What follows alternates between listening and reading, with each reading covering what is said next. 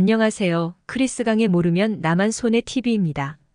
오늘은 다가오는 추석과 그리고 10월달 만 65세 이상 분들이 아직 모르고 계신데 받으면 좋을 만한 최신 무료 혜택을 정리해 봤는데요.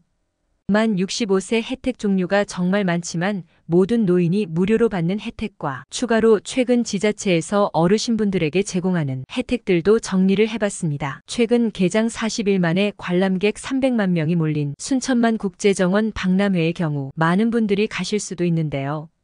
여기 입장료가 15,000원인데 만 65세 이상은 무료 입장이 된다는 소식입니다. 어르신이면 그냥 당당하게 무료 입장하시면 됩니다. 안내 직원이 당연히 어르신이면 무료라는 걸 안내를 해주겠지만 간혹 나이보다 동안이신 분들에게는 깜빡하고 안내를 못 해줄 수도 있잖아요. 그렇기 때문에 만약 가시게 된다면 만 65세 이상 어르신은 무료라는 점 꼭 알고 계시고요. 무료 혜택을 받기 위해서는 신분증이 꼭 필요하니 신분증을 꼭 가져가야 한다는 점 잊지 마시길 바라겠습니다. 그리고 같이 가는 자녀분들도 입장료 할인받는 법 알려드릴 텐데요. 전남사랑 서포터즈라는 게 있는데 전남 외 지역 사시면 가입이 가능하고 가입하시면 무려 50% 입장권 할인을 받을 수 있습니다. 가입도 전남사랑 서포터즈라고 검색하시면 간편 가입이 가능하니 꼭 할인 받으시면 좋겠습니다. 1300만 인구의 경기도는 70세 이상 노인이 도내 프로스포츠 관람을 하시면 관람료 75% 할인을 받을 수 있습니다. 여기에 추가로 23년 7월부터는 동반 1인까지 75%가 할인이 됩니다. KT 위즈 야구 경기부터 시작해서 수원 삼성, 수원FC, 성남FC, 부천FC, 안양FC 등 축구 경기는 물론이고 농구, 배구까지도 도내 프로스포츠 구단이라면 경기 관람하실 때 할인 혜택 받으실 수 있습니다. 그리고 전북 진안구는 65세 이상이면 농촌버스가 무료로 이용이 가능합니다. 23년 7월부터 시행한 정책으로 매달 24일까지 무료로 이용 가능하며 교통카드를 주소지 읍면사무소에서 받아 사용하시면 되겠습니다.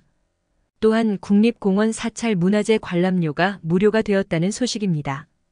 보통 국립공원 가시면 무료라고 다들 알고 있으실 텐데요. 근데 막상 국립공원에 가시면 입구부터 요금을 징수해서 난감하셨던 분들이 있으실 겁니다. 그게 국립공원은 무료인데 사찰 문화재는 국가 소속이 아니라서 사찰에서 요금을 받았던 것인데요. 이 부분이 입장료 징수로 논란이 많았는데 이번에 정부가 사찰 쪽에 예산 지원을 하기로 하면서 무료로 변경이 되었다고 합니다. 따라서 입장료 징수로 국립공원 들어갈까 말까 고민하셨던 분들은 앞으로 걱정 없이 가시면 될 듯 합니다. 설악산, 내장산 무료로 입장하실 수 있어요. 그래서 문화재 관람료 무료 입장 가능 사찰은 화면을 보시면 되겠습니다. 그리고 무료 입장은 어르신뿐만 아니라 전 국민 모두가 가능합니다. 다음으로 기업은행은 만 65세 이상 어르신분들에게 대부분의 은행 수수료를 면제해 줍니다. 올해 12월 말까지 혜택을 준다고 하고요. 만 65세 이상 기업은행 고객분들은 기존 300원에서 몇 천원 하든 은행 수수료를 전액 면제받을 수 있습니다. 수수료 면제가 되는 목록은 은행 출금할 때 인터넷과 스마트뱅킹, 전화 텔레뱅킹으로 거래할 시 수수료가 무료가 되고요. 타 은행 온라인 송금 수수료 무료. 그리고 이체 출금할 때 ATM 기기 이용할 때도 무료이고 기업은행뿐만 아니라 타 은행 CD기를 이용할 때도 무료입니다. 또한 통장 발급 재발급, 체크카드 재발급 수수료, OTP 발급 수수료도 무료이고요. 거래 내역 휴대폰 문자 통지 수수료도 무료가 됩니다. 따라서 만 65세 이상 어르신이라면 기업은행을 쓰신다면 건별로 몇백 원, 몇천 원이 부과되는 수수료가 앞으로 12월 말까지는 무료라는 점 기억해 주시면 되겠습니다. 제주은행은 만 65세 이상 고객을 대상으로 이체 수수료를 전면 면제했습니다. 기존에는 인터넷 뱅킹 모바일 계좌 수수료 등 500원을 받았고 창고 거래인 경우 최대 3,000원의 수수료를 받았지만 이제 제주은행은 창고 수수료는 물론 인터넷 모바일 뱅킹 수수료도 면제가 되었으니 참고해 주시고요. 창원시는 75세 이상 어르신에게 시내버스 매월 8회 무료 혜택을 제공합니다. 10월 2일 시행하고요. 교통복지카드를 받으셔서 이용하면 됩니다. 교통복지카드 신청은 오늘부터 주민센터 가셔서 신청하시면 되겠습니다. 안양시는 70세 이상 어르신에게 연간 최대 16만 원 교통비를 지원합니다. 분기별 최대 4만 원, 연 최대 16만 원 지원하고요. 10월 4일부터 관내 농협은행에서 어르신 교통카드를 발급할 예정이라고 합니다. 대전시는 만 70세 이상 어르신에게 버스비 무료화를 실시한다고 합니다. 광역시로는 대구 다음이겠네요. 9월부터 실시를 하고요. 9월 15일부터 어르신 무임 교통카드를 발급한다고 하는데요. 이 무임 교통카드를 신청해야만 버스를 무료로 이용할 수 있겠죠. 모르시면 절대 못 받습니다. 8월 31일부터는 하나은행 각 지점 아무 데서나 신청하면 된다고 합니다. 전남 여수시는 8월 1일부터 75세 이상 무료 시내버스 교통복지카드 신청을 받는다고 합니다. 신청 대상자는 49년 이전 출생자로 본인이나 대리인이 주소지 행정복지센터로 가셔서 신청하시면 됩니다. 이번에는 교통복지카드 신청만 하는 기간이고요. 구체적인 시행 시기는 내년부터 될 것이라고 하니 참고해 주시면 되겠습니다. 그리고 경기도 군포시도 어르신들에게 기쁜 소식이 생겼는데요. 7월 말에 나온 뉴스입니다.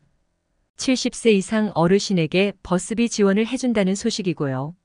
70세 이상 주민이 시내버스, 마을버스, 수요응답형 버스를 이용하시면 매 분기별로 최대 4만 원까지 환급해주는 정책입니다. 시행은 내년 초부터 실시한다고 합니다. 그리고 의왕시는 최근 다양한 어르신 혜택을 내놨는데요. 먼저 노인버스 무료 승차 교통비 지원 사업을 실시합니다. 의왕시 관내 만 65세 노인이시면 혜택을 받을 수 있고요. 마을버스, 시내버스 및 의왕시를 경유하는 광역버스를 이용하시면 버스 이용 금액을 농협계좌로 현금으로 환불해 준다거나 연간 최대 20만 원 지원을 하고요. 분기 5만 원 지원을 한다고 합니다. 따라서 의왕시 만 65세 어르신이면 관내 농협에서 지패스 카드를 받아 편의점에서 충전 후 버스를 이용하시면 되겠습니다. 그리고 의왕시에 사시는 80세 이상 어르신 중 기초생활수급자 차상위 계층, 기초연금 수급자이시면 월 10만 원을 더 받을 수 있습니다. 7월부터 시행한 정책이고요. 현금 지급은 아니고 10만 원 포인트 카드를 매월 지급받을 수 있는데요. 사용은 관내 음식점 등에서 사용할 수가 있고요. 신청은 관할동 주민센터에서 하시면 되겠습니다. 마찬가지로 7월 말에 나온 정보인데요. 고창군이 임의용비, 목욕비를 만 75세 이상 어르신들에게 약 10만 원을 지급한다고 합니다. 기존 6만 원에서 10만 원으로 올린 건데요. 주민센터에서 신청하시면 되겠고요. 사용은 관내 임의용 및 목욕업소로 등록된 곳에서 사용이 가능하다고 합니다. 강원도 철원구는 올해 하반기부터 어르신 봉양수당을 월 5만 원 지급하는데요. 75세 이상의 부모님 및 조부모님을 같은 주소지에서 1년 이상 실제로 모시는 20세 이상의 철원 군민이 있으면 지급을 하고요. 어르신 한 분을 모시고 살면 월 5만 원, 두 분 이상을 모시고 살면 한 분당 추가 월 2만 원을 지급한다고 합니다. 주민센터에서 신청해야 받을 수 있고요. 지급은 8월부터 시작됩니다. 8월에 신청한 경우 7월분을 소급 지급한다고 합니다. 서울 중구가 드디어 어르신들에게 교통비 지원을 할 예정이라고 하는데요. 만 65세 이상 노인이 대상입니다. 현재 추진 중인 내용으로서 올해 하반기부터 실시될 것으로 예상이 되고요. 월 2만 원씩 어르신에게 지급이 될 전망이라고 합니다. 그래서 서울시 결제 문서를 찾아봤는데요. 이렇게 중구 어르신 교통비 지원 사업 관련한 문서들을 볼 수가 있었고요. 시스템 구축이 시작되고 있는 것을 확인할 수 있었습니다. 그래서 서울 중구 어르신분들은 하반기에 교통비 혜택이 있을 수도 있다고 생각하시면 되겠고요.